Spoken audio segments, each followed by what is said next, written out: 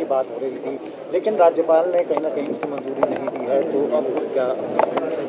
देखिए, अब शायद सरकार ने ऐसा निर्णय लिया है कि एक जो हमारा आम बजट है, क्योंकि इसमें एक टेक्निकल चीज़ भी है, क्योंकि जो भी पहला बजट होगा, पहला सेशन होता है हर साल का, उसको राज्यपाल जी को उसमें एड्रेस करना पड़ता है। और क्योंकि ये विशेष सत्र था केवल आरडीजी के लिए, तो उसमें राज्यपाल जी का जो अभिभाषण है वो उसमें ठीक नहीं लगना था, क्योंकि वो तो बजट सेशन में ही होता है। तो मुझे लगता है एक टेक्निकल कॉज की वजह से भी इसको किया गया है, मगर इसमें हमारा स्पष्ट बिल्कुल मत साफ है।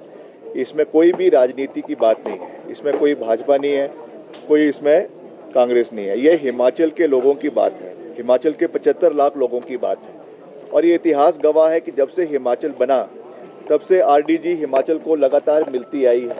अलग अलग जितने भी फाइनेंस कमीशन आए, उन्होंने हमेशा हिमाचल को योगदान दिया, समर्थन दिया। इसलिए दिया क्योंकि हम एक पहाड़ी राज्य थे, छोटे राज्य थे, और अपने पाँव पे खड़ा करना का प्रयास किया। मैं तो उस दौर को भी याद कर रहा हूँ जब वाजपेयी जब मुख्यमंत्री थे एनडीए के, और वीरभद्र सिंह जी मुख्यमंत्री थे। उस समय वाजपेयी साहब ने एक स्पेशल पैकेज हिमाचल प्रदेश को दिया था। डॉक्टर मनमोहन सिंह जब मुख्य प्रधानमंत्री थे, और उस समय धूमल साहब हिमाचल के मुख्यमंत्री थे, उस समय भी एक स्पेशल पैकेज हिमाचल को दिया गया। तो इसमें आप देखेंगे अलग अलग सरकारें अलग अलग जगह रही। कभी भाजपा की सरकारें दिल्ली में थी और हिमाचल में कांग्रेस की थी, और कांग्रेस की हिमाचल में थी, दिल्ली में भाजपा की थी, मगर फिर भी ये चीज़ें रखी गई है। तो ये मैं बात इसलिए ये कह रहा हूँ क्योंकि ये दुर्भाग्यपूर्ण है कि इसको राजनीतिक चश्मों से देखा जा रहा है। ये हिमाचल के लोगों के हित की बात है, हिमाचल के 75 लाख लोग के हित की बात है, और इसीलिए मुख्यमंत्री जी ने इसकी गंभीरता को समझते हुए अगले कल कैबिनेट मीटिंग भी रखी है, और कैबिनेट मीटिंग के बाद जो है एक सर्वदलीय बैठक का भी आयोजन किया गया है। अब हमें नहीं पता कि उसमें नेता प्रतिपक्ष और विधायक के साथी जो भाजपा के विधायक है वो आएंगे कि नहीं आएंगे। हम तो कहेंगे वो आए, उनको आना चाहिए और इस विषय पे गंभीरता से चर्चा करनी चाहिए।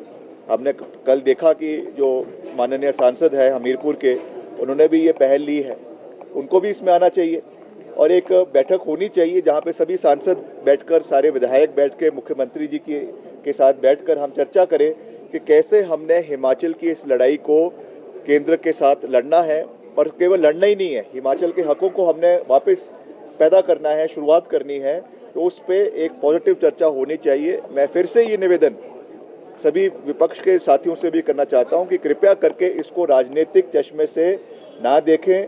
This is a matter regarding the people of Himachal Pradesh, 75 lakh people of Himachal Pradesh, और उनके हित हमारे लिए सर्वश्रेष्ठ थे, है और आने वाले समय में भी रहेंगे। और उसी दृष्टि से इस बैठक का आयोजन जो है वो कल किया जा रहा है। सर, आरडीजी जरूर बंद सी है, लेकिन आपके डिपार्टमेंट को 46 करोड़ रुपए उत्कृष्ट कार्य के लिए मिले हैं। हाँ, ये बहुत खुशी की बात है कि मैं लगातार हम अपने डिपार्टमेंट में नए रिफॉर्म्स लाने की कोशिश कर रहे हैं, पूरा प्रयास कर रहे हैं। अभी कुछ ही दिन पहले हमारे विभाग को 2300 करोड़ रुपए जो है वो प्रधानमंत्री सड़क योजना के चौथे चरण में मिले, और अभी पिछले कल ही एडिशनल 46 करोड़ पीडब्ल्यूडी डिपार्टमेंट को दिए गए हैं। और ये इसलिए दिए गए हैं, ये इंसेंटिव पैसा है।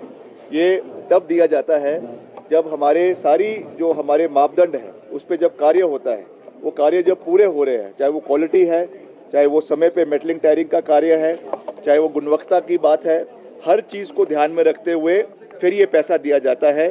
तो ये इस बात को दर्शाता है कि हिमाचल को जितना भी पैसा हम केंद्र से लाते हैं उसका सदुपयोग हो रहा है, धरातल पे हो रहा है, और उसको मद्देनज़र रखते हुए ये एडिशनल 46 करोड़ रुपए पीडब्ल्यूडी डिपार्टमेंट को एज इंसेंटिव जो है वो केंद्र सरकार से मिले हैं। तो ये हिमाचल प्रदेश के लोगों की जीत है, हिमाचल प्रदेश के विभाग की जीत है, और इसका श्रेय मैं हिमाचल प्रदेश के 75 लाख लोगों को देता हूँ।